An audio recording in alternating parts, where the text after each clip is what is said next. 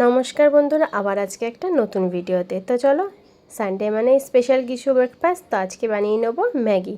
তো ম্যাগিটা সুন্দর সেদ্ধ করে নিয়েছি, আর এদিকে দেখো কালারিং সবজিগুলো কিন্তু কেটে নিয়েছি। আর কী কী আছে তোমরা সমস্ত বুঝতেই পারছো। আর 1 চামচ রসুন কিন্তু আমি কুচি করে নিয়েছি। তো চলো বানিয়ে নিই ম্যাগিটা কিন্তু সুন্দরভাবে সেদ্ধ করতে হবে, যেন একদম ঝরঝরা থাকে। একটু দেখে শুনে নামাতে হবে। প্রথমেই কড়াইটা তেল দিয়ে সুন্দর আশপাশটা চারদিকটা কিন্তু গরম করে তেলটা ঘুরিয়ে নিলাম। আর একটা দিয়ে দেবো ডিম ফাটিয়ে ভুজিয়া করতে। তো চলো ডিমটা দিয়ে দিই। একটা ডিম দেখো আমি ফাটিয়ে বাটিতে নিয়ে নিয়েছি, আর দিয়ে দিলাম কড়াইয়ে। আর সুন্দর করে এটা নাড়িয়ে চাড়িয়ে কিন্তু ডিম ভুজিয়া করে তুলে নেব।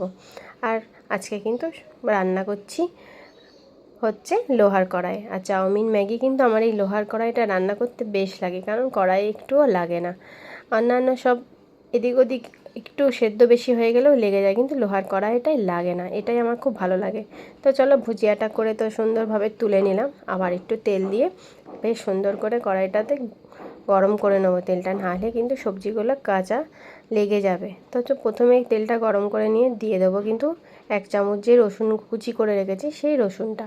আর রসুনটা একটু ভাজা হয়ে গেলেই কিন্তু এক এক করে যে সবজিগুলো কেটে রেখেছি, যেমন গাজর, পেঁয়াজ, লঙ্কা আর ক্যাপসিকাম, যে সমস্ত সবজিগুলো আমি কেটে রেখেছি সরু সরু করে কেটেছি, সেগুলো তেলের মধ্যে সুন্দর করে নাড়াচাড়া করে কিন্তু ঢাকা দিয়ে আমি একটু ভেজে নেব।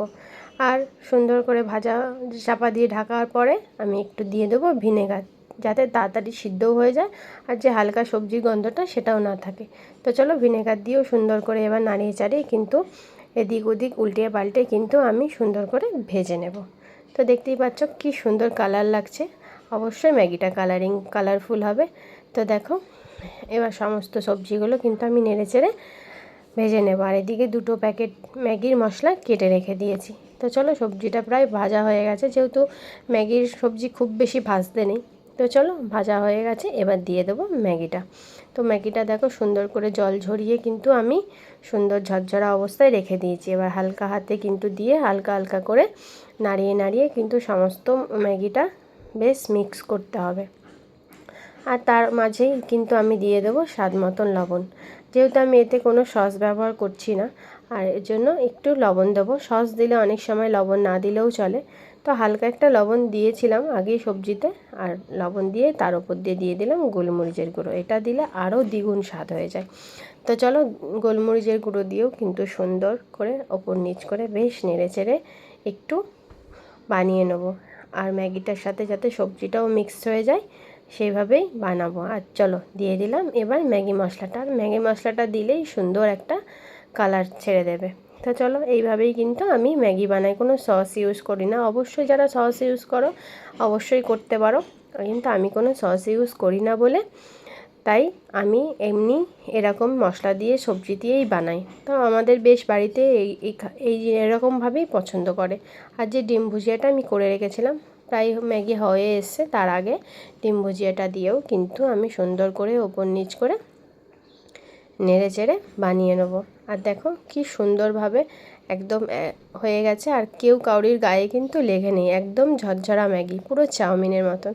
তো কেমন লাগলো আজকের রেসিপিটা অবশ্যই তোমরা জানাবে, আর কেমন লাগে আমার ভিডিও অবশ্যই জানাবে। তো সবাইকে সার্ভ করে দিয়েছি, আর সকালে ব্রেকফাস্টে ছিল ম্যাগি আর একটা করে ডিমের পোচ।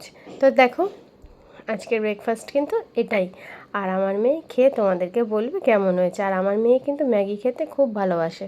তো যেদিনকার ব্রেকফাস্টে ম্যাগি বানায় ওর আর কিচ্ছু চায় না। তো ওর ভীষণ ভালো লেগেছে, আর সে মজা করে খাচ্ছে। সানডে মানে একটু বেশি ভালো খাওয়া দাওয়া। তো সবাই ভিডিওটা কেমন লাগলো অবশ্যই জানাবে। সবাই ভালোবাসা দিয়ে পাশে থাকবে।